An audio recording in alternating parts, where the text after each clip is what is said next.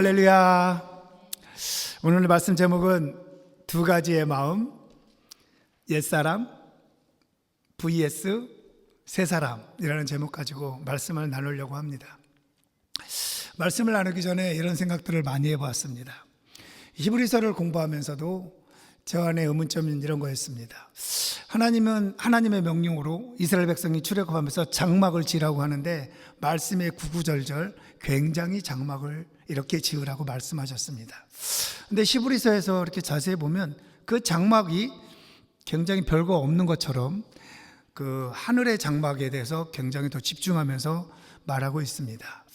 그런 걸 보면서 이런 생각을 했죠. 왜 그러면 하나님의 명령에 따라 지은 장막이 별거 아닌 것처럼 성경은 말할까라는 고민을 하기 시작하였습니다.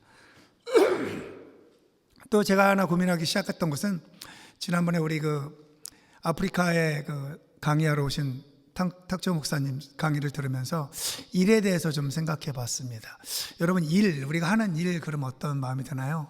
피곤하고 힘들고 또 하기 싫고 귀찮고라는 마음이 있는데, 일은 하나님이 제일 먼저 하신 게 창조하신 일을 하셨다고 생각합니다. 하나님이 창조하신 이유는 뭘까? 그때 이 창조하신 이유는 사랑입니다.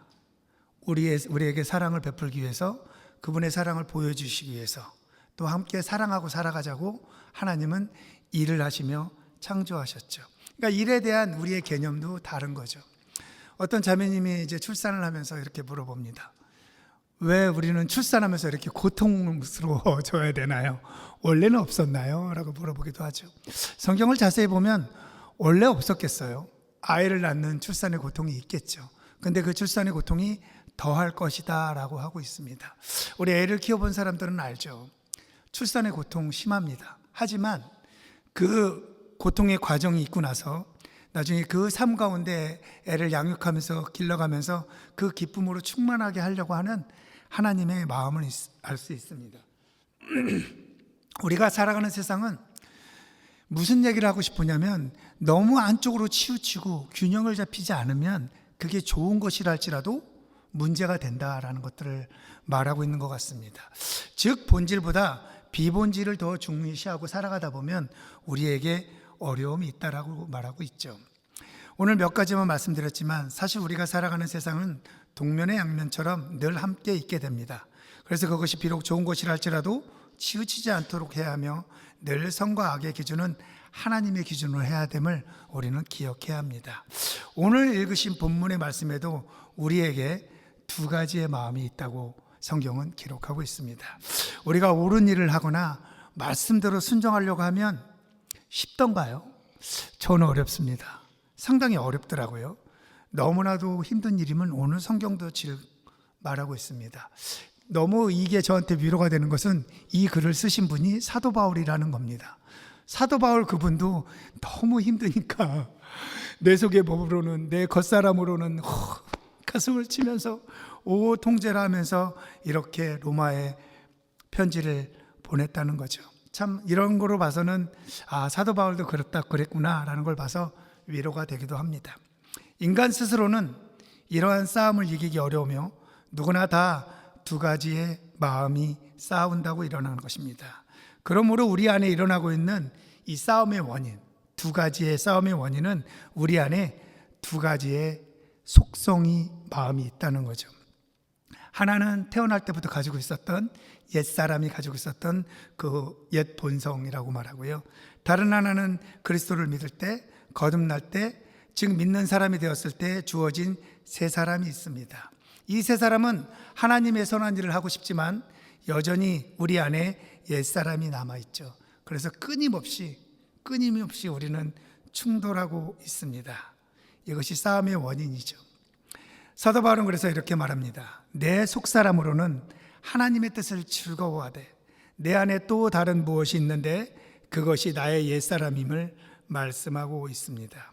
내 안에 깊은 곳에 또 다른 것이 있는데 그것은 나의 옛 속성으로서 내 마음과 싸워 이기고 결국에 내 안에 여전히 죄의 종이 되게 만들고 있음을 말하고 있습니다. 우리가 그리스도인이 됐다고 해서 옛 본성, 옛 속성이 없어지는 것은 아닙니다. 되게 죄송하고 미안한 얘기지만 사실입니다.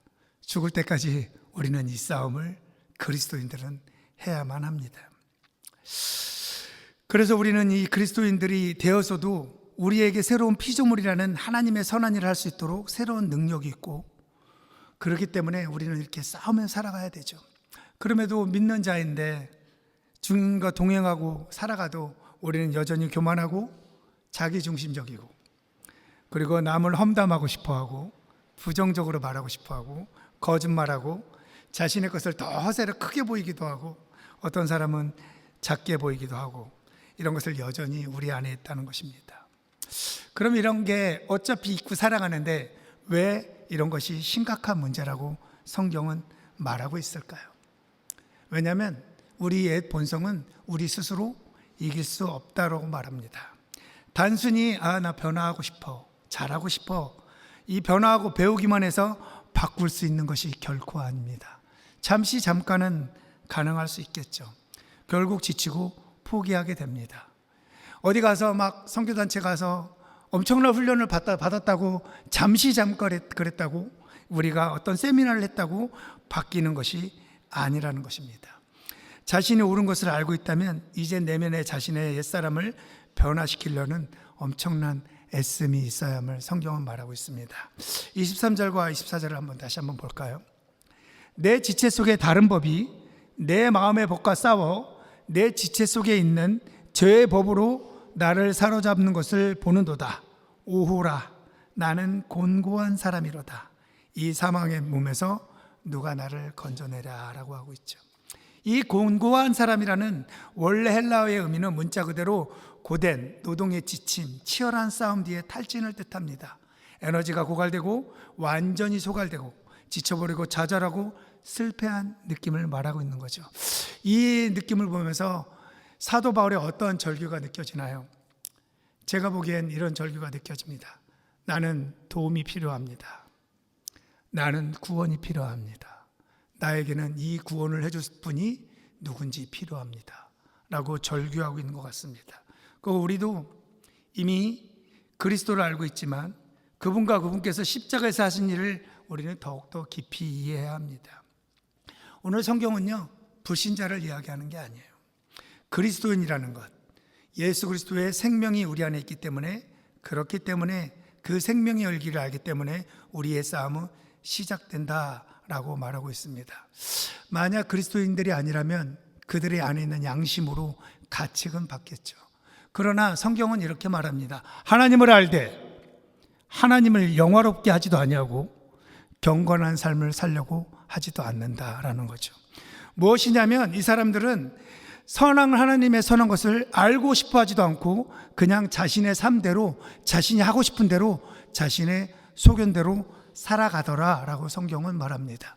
성경에서 말할 때 이스라엘 백성들이 잘못하고 죄 가운데 있을 때 성경은 뭐라고 하냐면 나쁜 어쩌고저쩌고 이렇게 욕을 하는 게 아니라 성경의 대부분은 뭐라고 말하냐면 자신의 소견대로 살아가더라 라고 말하고 있습니다. 그러므로 예수님이 내 안에 계신다는 사실이 그 싸움의 원인이 되죠. 그러나 단순히 내 안에 예수님이 거하신다 라는 것만으로 여러분 충분하지 않습니다. 무슨 말씀이냐면 단순히 내 안에 머무는 정도의 삶이 아니라 우리 삶에, 나의 삶에 예수님이 주인이 되어야 합니다. 내가 예수님을 정말 주인으로 모시고 살아가는가 라고 생각하는 거죠. 그렇게 해서 사도 바울은 이야기하는 것은 내가 예수를 깊이 알아가는 게 매우 중요함을 말하고 있습니다. 그래서 사도 바울은 7장 24절에서 25절은 이렇게 말합니다. 누가 이 죄의 몸에서 나를 건져내랴. 우리 주 예수 그리스도를 통하여 하나님께 감사하노라 라고 말하고 있죠. 여러분, 여기서 정말 놀라운 단어가 있어요. 죄의 몸이라는 이 헬라어의 단어요. 이거 문자적으로는요, 죄의 몸은 다른 말로 말하면 죽음의 몸이라는 뜻입니다. Body of Death라는 뜻이죠. 이것은 우리는 그냥 그렇게 알고 있겠죠. 근데 여기는 로마예요. 로마 제국에서 이 당시에 이 죽음의 몸이라는 걸 뭐를 뜻하냐면 로마 당시에 형벌 중에 하나가 누가 누구를 살인을 했으면 이 사람을 감옥에 보내는 대신에 죽은 시체와 같이 묶어 놓습니다. 쇠사슬로 묶어서 죽은 시체와 같이 살도록 하는 거예요. 그래서 이 시체와 함께 어디를 가든 같이 들러매고 다니는 거죠. 여러분, 시간이 지나면 이 사람의 썩은 내가 자기 몸에서 진동할 겁니다. 그래서 이것을 벗어나려고 해도 하루 종일 몇 날 며칠을 끌고 다녀야만 했습니다. 이러한 삶을 우리는 살아간다 라고 사도 바울은 죄의 몸이라는 건 우리가 그런 삶을 살아간다 라고 말하고 있는 겁니다. 바울이 헬라어로 누가 이 죽음의 몸에서 나를 건져내라고 했을 때 사용한 표현은 이런 상황을 가리키며 썩고 악취가 나는 시체와 묶여있는 상태라는 거죠. 그것이 곧 우리의 옛 본성과 같은 존재라는 것입니다. 그래서 우리는 이 싸움에서 이겨야 합니다. 우리는 이 싸움에서 이겨야만 우리가 온전한 삶을 살아가고 있습니다.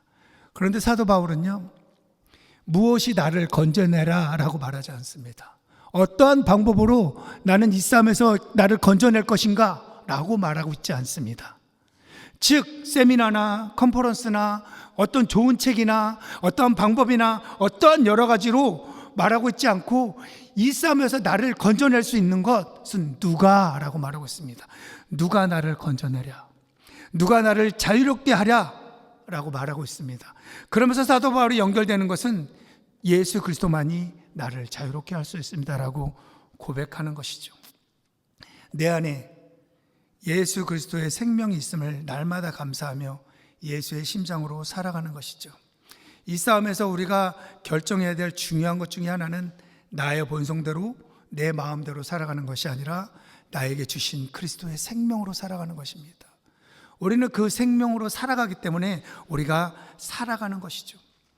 그래서 생명으로 살아가면서 그분의 성품을 닮으라고 무진장 노력하고 애써야만 옛 본성이 없어집니다. 그렇지 않으면요, 제가 보니까 교회는 오래 다니지만 언제나 싸움에서 지거나 아니면 나의 삶에, 우리의 삶에 예수님이 전혀 영향력이 없이 살아갑니다. 전혀 영향력이 없이 그냥 그렇게 살아가는데도 자기가 그리스도인이라 그러면서 아무렇지도 않게 살아가는 시대를 우리는 살고 있죠. 사실 내 코에, 내 몸에 그 죽은 몸이 붙어 있지 않는다는 것을 못 느끼는 거여서 그럴 수도 있는데 우리는 그리스도의 생명으로 살아야 합니다.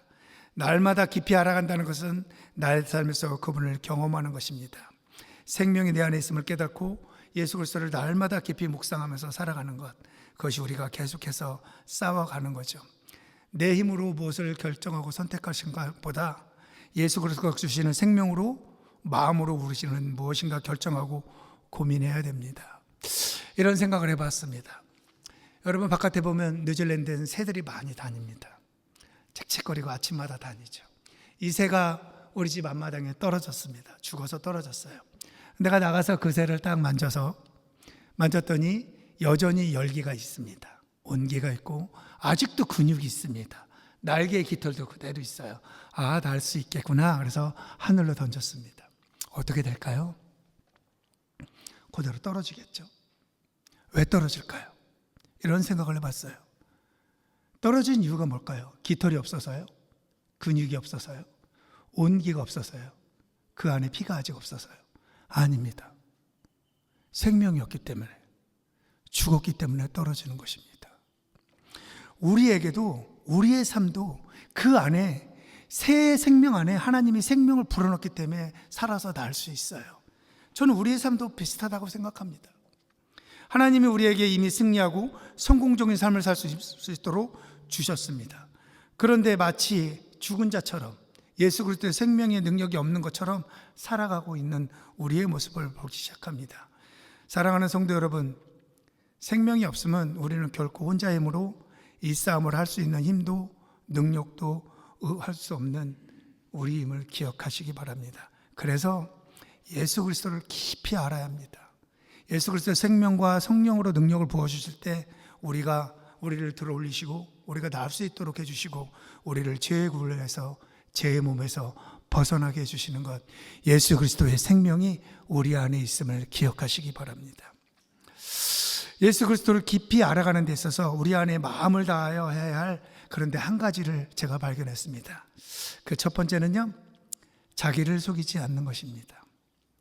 설교를 준비하면서 제가 봤는데요, 굉장히 많은 성경 말씀에서 자기를 속이지 말라는 부분이 있음을 알 수 있습니다. 사단이 여러분을 망가뜨리는 가장 중요한 방법은 거짓을 속삭여 믿게 하는 겁니다. 그리고 우리를 스스로 속이게 만드는 거죠. 사실 우리인 자기 삶을 망치는 가장 큰 이유도 스스로에게 거짓을 말하는 데 있습니다. 우리 마음속에 들어온 거짓을 밝히고 도전할 때마다 우리는 더 자유롭게 되죠. 그러나 매번 죄를 지은 순간 잘 보면 나를 속이는 거짓이 있음을 발견하게 됩니다. 예레미야서는 이렇게 말합니다. 17장 9절입니다. 만물보다 거짓되고 심히 부패한 것은 마음이라 누가 능히 이를 알리오마는 라고 말합니다. 이 말씀에서 마음이 거짓되다라는 뜻은 바로 우리에게 스스로 속이는 놀라운 능력이 있다라고 말하는 것입니다. 우리가 가장 많이 하는 거짓말은 다른 대상이 아니라 바로 자신이라는 거죠. 저 역시 세상에서 가장 많이 하는 거짓말이 이거라고 말합니다. 무슨 일이 일어나면 진짜 죽을 것 같이 아프고 힘든데 Are you okay? 그러면 I'm okay 라고 말하죠. 그리고 늘 제일 많이 쓰는 단어는 뭐냐면 It's gonna be okay. 아니에요. 죽을 것 같이 힘들다니까요. 괜찮지 않아요. 우리는 이건 문제 없다라고 말을 해요. 문제 없어, 괜찮아, 별거 아니야. 허세를 부리죠. 괜찮다고 말하죠. 괜찮지 않아요. 자기 스스로를 속이기 시작하면 우리는 할 수 있는 일이 없습니다. 합리화하고 축소하고 핑계대고 우리 삶의 속것들을 참아내며 이건 별게 아니야 라고 말하기도 하거나 허세를 부리는 것도 또 축소를 하여 내숭을 떠는 것도 우리의 삶의 일상이 되어가서 살아가지만 이제는 습관이 되어 자신을 속이는 조차도 모른 채 우리는 살아가고 있다라고 성경은 말하고 있습니다. 많은 곳에서 성경은 이렇게 말합니다. 요한일서에서도 만일 우리가 죄가 없다고 말하면 스스로 속이고 진리가 우리 속에 있지 아니하리라 라고 말하고 있고요. 여러분 야고보서 1장 묵상하면서 지난주 수요일날에도 이 이야기를 많이 했습니다. 1장 22절입니다. 너희는 말씀을 행하는 자가 되고 듣기만 하여 자신을 속이는 자가 되지 말라 라는 말씀을 깊이 묵상하면서 제가 오늘 목회 칼럼을 쓰기도 하였습니다. 나도 그런 삶을 살아가고 있구나, 나도 스스로 속이는 삶을 살아가고 있구나 라는 것을 깊이 묵상하면서 깨달아서 여러분 목회일지에 오늘 좀 기록해 놨습니다. 왜 이렇게 많이 성경에 자신을 속이지 말라고 기록하였을까요? 그렇다는 건 내 마음 안에 내가 스스로 나를 속이고 괜찮다라고 계속 말하는 어떤 본성이 있다는 거죠. 여러분, 사단이 하는 가장 큰 거짓말 중에 하나는 별 문제가 없다라고 말하고 괜찮은 척하라고 말하고 나를 치열하게 싸우지 말라 그러고 나를 속이며 괜찮다고 말하고 내버려 두는 것입니다. 그리고 별거 아닌 것처럼 괜찮다고 하고 덮습니다. 내 안에 상처가 심한데 진짜 어려움이 있는데 하나님 앞에 가서 토로하고 기도하고 상한 심령으로 기도하지도 않게 아무렇지도 않은 것처럼 괜찮다고 덮습니다. 여러분 상처를 그냥 덮으면 어떻게 될까요? 그 안에 곰겠죠. 썩겠죠. 그게 사단의 방법입니다. 그러나 하나님, 성경은 뭐라고 표현하냐면 성령님께서 내 마음에 조명한다라고 말합니다. 왜 조명할까요? 이 상처를 치유하겠다는 것이죠. 낫게 하겠다는 것이죠. 그러므로 우리는 진정으로 자유지고 진정으로 하나님께 좀 더 그 예수 그리스도를 알아가려면 자기니 속이는 것을 멈춰야 합니다. 그리고 진리를 선포해야죠. 예수 그리스도가 이렇게 말씀하셨잖아요. 진리를 알지니 진리가 너희를 자유케 하리라. 믿으시기 바랍니다. 그러나 제가 보니까요, 진리를 부인하고 살아가잖아요. 아니라고 부인하고 살아가잖아요. 무시하고 살아가잖아요. 예수 그리스도가 나의 삶에 아무것도 아닌 것처럼 살아가잖아요. 그럼 그냥 죽은 것처럼 살아갑니다. 진리를 부인하고 계속해서 내 스스로 거짓말하고 살아가다 보면 결국엔 내가 자유롭지 않게 됨을 여러분 꼭 기억하시기 바랍니다. 성경은 많은 곳에서 스스로 속이지 말라고 하는 것이요, 이 말씀의 깊은 의미를 생각하며 하루하루를 살아가면서 하나님과 예수 그리스도를 알며 살아가길 소망한다면 여러분 한번 여러분 삶 가운데서 한번 기록해 보세요. 내가 나를 얼마나 속이며 살아가는지. 그러므로 인하여 예수 그리스도의 진리로 여러분 자유로워지기를 간절히 바랍니다. 두 번째 조건이 있습니다. 성경은 자기 혼자 스스로 신앙생활을 할 수 없음을 많이 이야기합니다. 교회라는 공동체, 믿음이라는 공동체를 우리에게 함께 하도록 성경은 말하고 있습니다. 무슨 이야기 하냐면 내가 지금 겪고 있는 싸움을 다른 사람에게 고백해라 라고 성경은 말합니다. 우리가 예수 그리스도의 생명으로 함께 살아가는 믿음의 공동체가 되기를 저희는 진심으로 바라며 그 고백하는 사람이 있기를 소망합니다. 지난주에 수요일날에 아주 오랜만에 묵상 모임을 하며 마음을 나누면서 참 저는 좋은 시간이었습니다. 좋은 시간이면서 마음의 가책도 많이 받았습니다. 제가 성도를 위해서 기도하면서 요즘엔 깊이 알지 못해서 깊이 기도하지 못했구나라는 생각을 하면서 참 이런 마음을 나누면서 함께 기도하는 우리가 되기를 소망하게 됩니다. 어떤 사람은 나의 직장에서 그리스도인으로 살아가지 않는 것 같은 마음이 어렵다고 고백하기도 하면서 함께 기도하는 시간이 참 좋았습니다.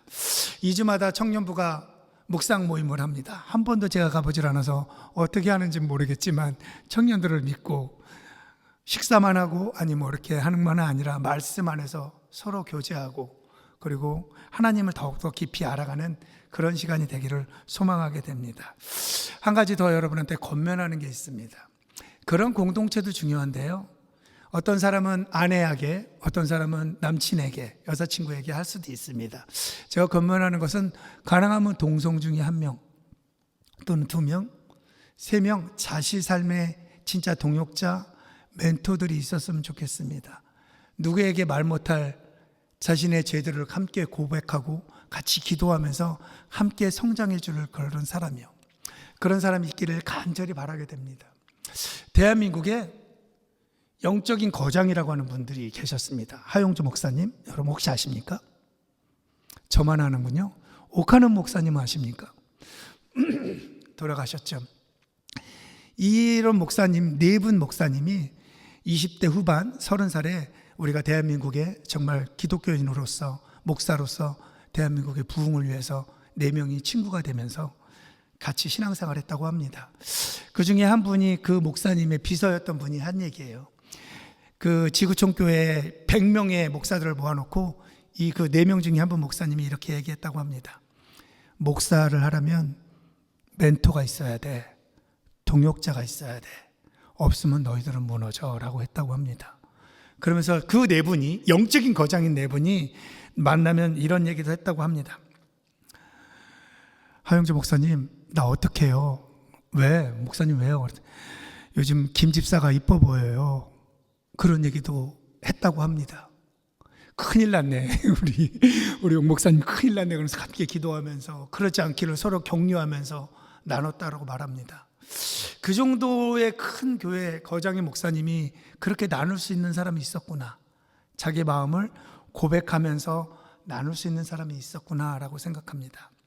마음을 나누는 것이 치유의 시작입니다. 만약 우리가 단지 용서받기를 원한다면 하나님께만 고백하면 됩니다. 그러나 당신이 변화되기를 원하고 치유받기를 원하고 정말 새 사람으로 살아가기를 원한다면 성경은 이렇게 말합니다. 야고보서 5장 16절입니다. 너희 죄를 서로 고백하며 서로를 위하여 기도하라. 그리하면 너희가 나음을 얻으리라 라고요. 고백을 하나님께만 하라고 하지 않고 서로에게 하라고 합니다. 서로를 위해 기도하라고 말합니다. 그리고 함께 예수 그리스도의 성품으로 성장되기를 하나님은 원하고 있습니다. 그런데 이민교회에서 마음을 나눴더니 뒷담화라 그래야 되나요? 마음의 상처를 뒤에서부터 받는 경우가 너무나도 많은 것도 사실입니다. 사단의 기묘한 작전에 우리는 늘 지고 있는 거죠. 기도해 준다라고 하면서 공동체 얘기해서 상대의 흉을 서스럼 없이 보는 공동체도 사실 있습니다.